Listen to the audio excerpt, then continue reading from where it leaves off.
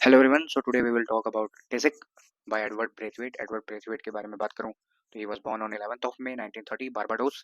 He died on 4th of February 2020 में इनका demise हो गया। और इनका जो डिमाइस था वो भी बारबाडोस में होता है, उनके होम कंट्री यानी मदरलैंड में होता है। और he was basically a part of ऐसी वाली पोएट्री जो म्यूजिक को ज़्यादा डील करती है और लोकल कल्चर, फोक, लोकल वोकल वॉइसेस को बहुत ज़्यादा ये प्रमोट करते थे।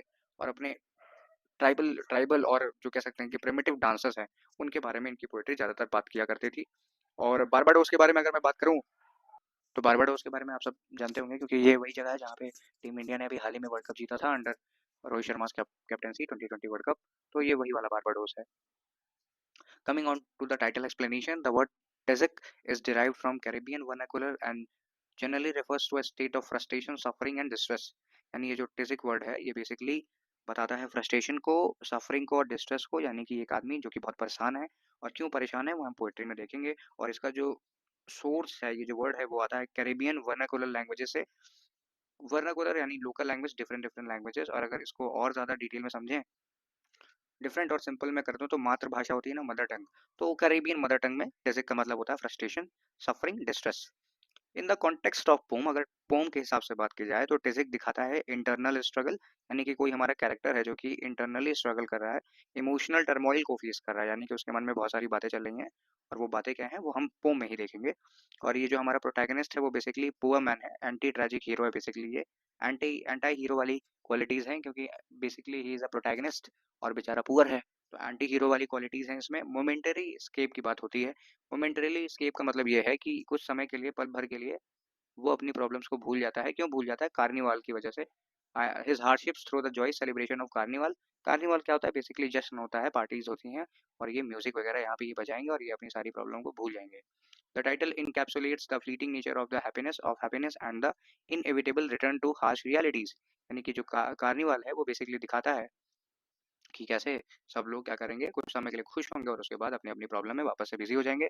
और यही सेम टाइटल भी दिखाता है। टाइटल हमारा टेजिक हमें ये दिखाता है कि उस कार्निवाल की वजह से लोग खुश होंगे और फिर वापस से परेशान हो जाएंगे। सेंट्रल थीम की बात की जाए तो escape and illusion. Let me zoom in this for you, ताकि बढ़िया से देखने में आसानी हो और स्क्रीनशॉट्स भी ले लो तो काम हो जाए।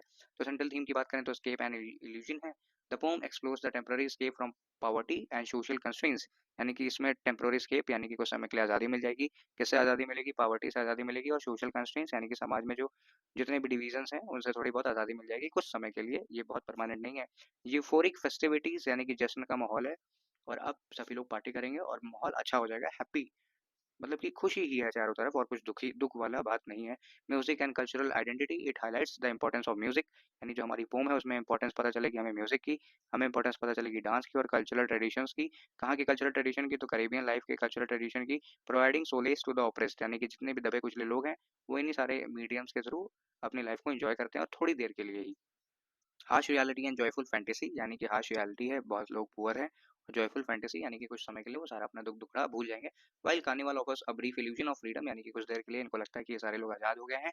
इनको इल्यूजन इल्यूजन होता है कि कुछ समय के लिए ये गरीब नहीं है। ऐसी ऐसी कंडीशन आ जाती है, इन्हें ऐसा लगता है कि at this particular period of time इनकी गरीबी इनसे छीन ली गई है और ये बेसिकली रिच हो गए हैं और इनके पास कोई प्रॉब्लम नहीं है। The protagonist return to suffering is inevitable, यानी कि जो हमारा प्रोटैगनिस्ट है वो अपनी सफरिंग पे वापस चला जाता है। यानी कि सफरिंग से प्रोटैगनिस्ट हमारा बच नहीं पाएगा। Colonial legacy and socio economic struggle, यानी कि द लिंगरिंग इफेक्ट। लिंगरिंग मतलब remaining. The remaining effect of colonialism are suggested through the protagonist poetry and emotional burden. यानी कि कॉलोनिज्म आ चुका है।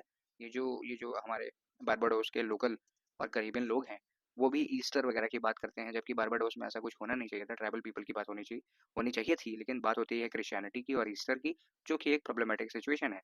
क्रिस्प समरी देखो तो एडवर्ड कामू ब्रेथवेट, इसको कुछ भी पढ़ लेना अपना। Tizzic portrays the story of a man who escapes the mystery of poverty, यानी मिजरी ऑफ पॉवर्टी, यानी एक ऐसा आदमी जो कि पॉवर्टी से बच जा रहा है। Escapes the misery of poverty. Just a second, इसको मैं ठीक करता हूँ। हाँ, let me change the size of the pen. Now it is good. escapes the misery of poverty through the vibrant celebration of carnival, यानी कि अब carnival celebrate होगा और इस वजह से वो पॉवर्टी स्केप करेगा। Music, dance and communal Joy, यानी कि सब डांस करेंगे, म्यूजिक होगा।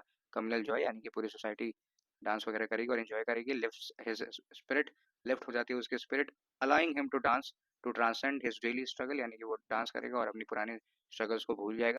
वैसे तो ट्रांसेंड का मतलब होता है to go beyond the limits, however the fleeting nature of festivities becomes evident as celebration ends. जैसे ही सेलिब्रेशन खत्म होता है तो ये जो फेस्टिविटीज हैं इन सबको सब लोग भूल जाते हैं और अपनी अपनी प्रॉब्लम्स में बिजी हो जाते हैं। The return to reality of poverty and hardships leave him once again enslaved by circumstances. यानी कि जैसे ये सारी चीज़ें खत्म होती हैं उसको याद आ जाता है कि हार्डशिप्स उसके लाइफ में बहुत सारी हार्डशिप हैं और वो अभी भी गरीब है और वो क्या करेगा, अब वो अपनी प्रॉब्लम्स को दोबारा से झेलेगा। यानी कि ये जो कार्निवाल है वो टेम्प्रोरी सोलेस प्रोवाइड करता है। The pome vividly contrast the momentary Joy of carnival with inescapable pain of real life. यानी कि जो कार्निवाल है वो तो चलता रहेगा, लेकिन ये जो कार्निवाल है वो आता जाता रहेगा, लेकिन जो सबसे ज़्यादा परमानेंट चीज़ है हमारे प्रोटैगनिस्ट की लाइफ में वो है उसका इनएस्केपेबल पेन, जो कि है गरीबी का, जो कि है कोलोनिज्म का, जो कि है उसके खुद के कल्चर का, क्योंकि उसके कल्चर की वजह से, कल्चर के प्रिमिटिवनेस की वजह से वो बेचारे पीछे रह गए हैं और जिसकी वजह से वो गरीब रह जाते हैं। कारण ये है क्योंकि जब ब्रिटिशर्स वहाँ पे इन्वेड कर लेते हैं, उस जगह को कोलोनाइज कर लेते हैं, तो जिसकी वजह से ये सारे लोग यानी कि जो लोकल पीपल हैं वो बहुत ज़्यादा सफ़र करते हैं। बात आती है लाइन बाय लाइन एक्सप्लेनेशन की, तो वो हम करेंगे नेक्स्ट वीडियो में, ताकि वीडियोस छोटी छोटी